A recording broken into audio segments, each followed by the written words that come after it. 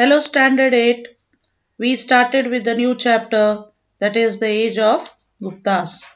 And in the previous video, I explained to you about the sources where you studied about the account of Fayyan and the Allahabad pillar inscription, or it is also known as Prayag Prashasti.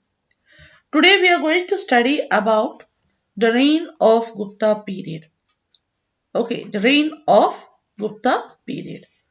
The history of the first two rulers of the Gupta dynasty, that is Sri Gupta, who was the local chief who founded this empire, and his son Ghatotkacha is obscure. So here it's not so, they were not so powerful. So it is believed that the Gupta era originated. Okay, it started.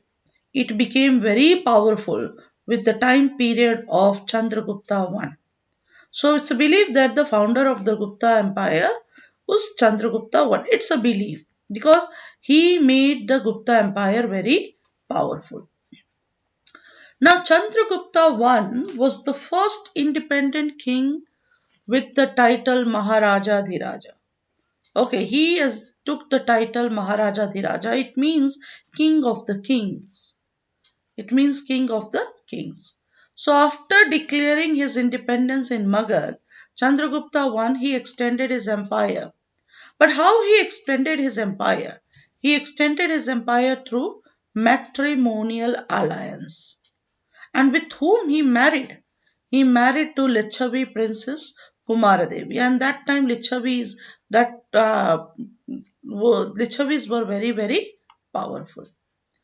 The next you have about Samudragupta, the son of Chandragupta I.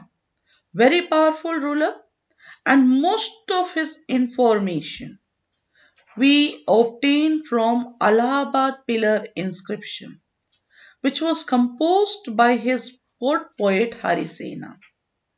Okay, most of his information is from Allahabad inscription.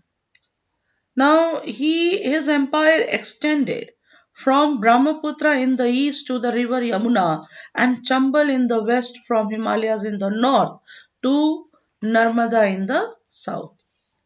And he was so brave ruler that because of his bravery and generalship, he is known as Napoleon of India. He is compared with Napoleon.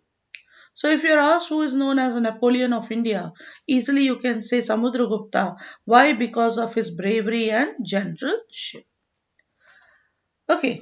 The next you have, he further extended his empire up to the Chambal river by defeating the Naga kings of Mathura, Gwalior, Achatra. And like Alexander, he was daring. He was a daring ruler like Alexander. So during his famous Deccan campaign, he is famous for his Deccan campaign because he covered more than 3,000 miles through dense forest. And though he defeated many powerful rulers, he did not annex southern territories. He made the southern kings accept his authority and allowed them to rule. So here Allahabad pillar inscription. Allahabad pillar inscription. What information we get from Allahabad pillar inscription? What it tells about? It tells about, describes four different kinds of rulers. It tells about Samudragupta's policy towards them. Like number one, the nine rulers of Aryavat were uprooted and their kingdoms were made a part of Samudragupta Empire. Second, you have the 12 rulers of Dakshina Panth who surrendered.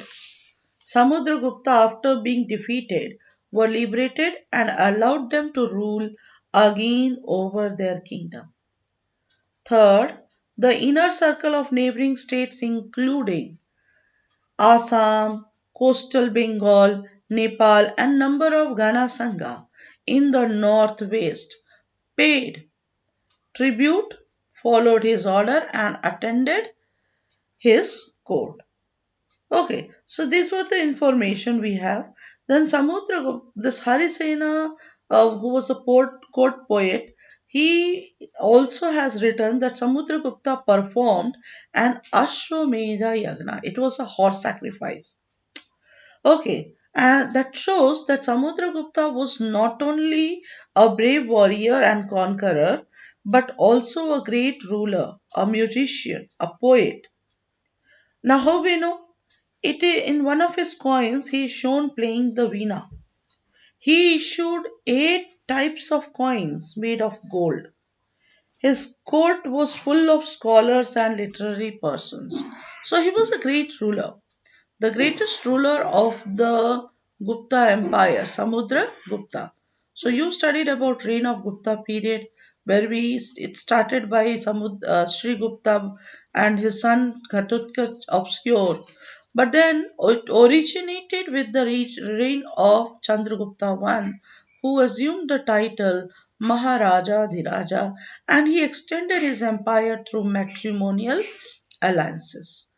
Samudragupta was the most powerful ruler who extended his empire from Brahmaputra in the east to river Yamuna and Chambal in the west, from Himalayas in the north to Narmada in the south. He is also compared with Napoleon. So please learn these topics which is explained to you. Thank you.